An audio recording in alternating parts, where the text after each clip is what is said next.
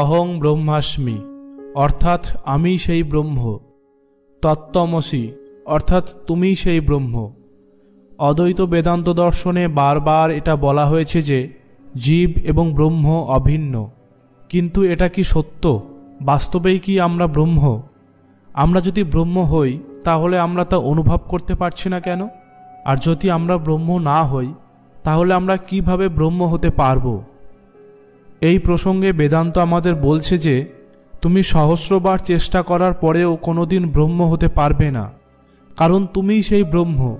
তাহলে তুমি চেষ্টা করে কি করে ব্রহ্ম হবে?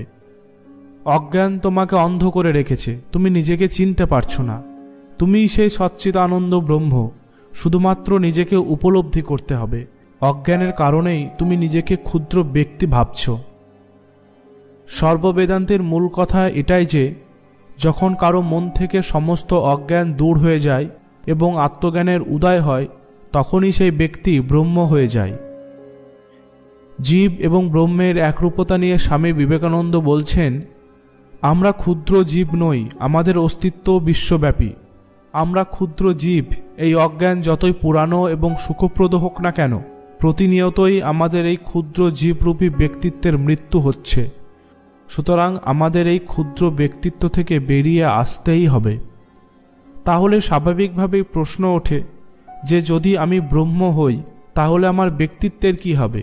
আমি তো ক্ষুদ্র একটি মানুষ, আমার পরিবার, আত্মীয় স্বজন, সম্পর্ক, এই সব কিছু নিয়েই তো আমি। এই আমির কি হবে? আমি ব্রহ্ম হয়ে গেলে আমার স্মৃতি থাকবে তো, নাকি আমি সব কিছু ভুলে যাব? ব্রহ্ম হয়ে গেলে কি আমি সূক্ষ্ম বায়ুর মতো হয়ে যাব, নাকি জলীয় বাষ্পের মতো হয়ে যাব?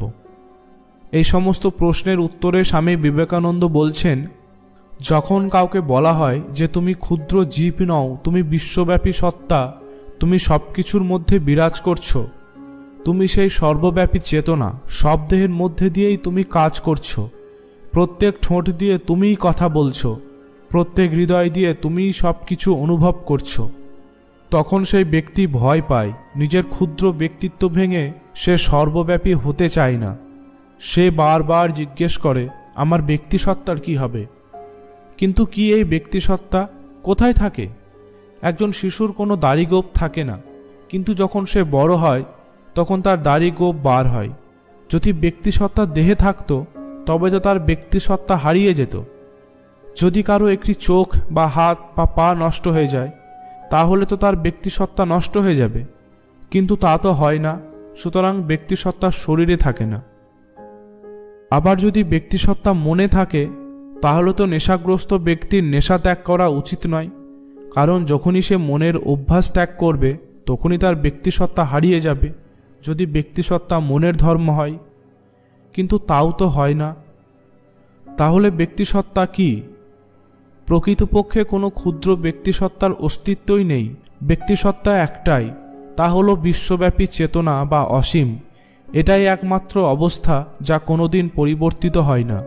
আমরা এখনো পর্যন্ত ব্যক্তি হয়ে উঠতে পারিনি। আমরা ব্যক্তি হয়ে ওঠার জন্য সংঘর্ষ করছি, এবং সেই ব্যক্তিসত্তা হলো অসীম এবং বিশ্বব্যাপী চৈতন্য ভাব। এটাই জীবের প্রকৃত ব্যক্তিসত্তা। শুধুমাত্র সেই বেঁচে আছে যার ব্যক্তিত্ব পুরো ব্রহ্মাণ্ডে ছড়িয়ে আছে। যে নিজেকে ক্ষুদ্র ব্যক্তি না ভেবে অসীম চৈতন্য ভাবতে পারে সেই বেঁচে আছে। আর যে নিজেকে ক্ষুদ্র জীব ভাবে, নিজেকে ক্ষুদ্র গণ্ডির মধ্যে সীমাবদ্ধ করে রেখেছে, সে দ্রুত গতিতে মৃত্যুর দিকে এগিয়ে চলেছে।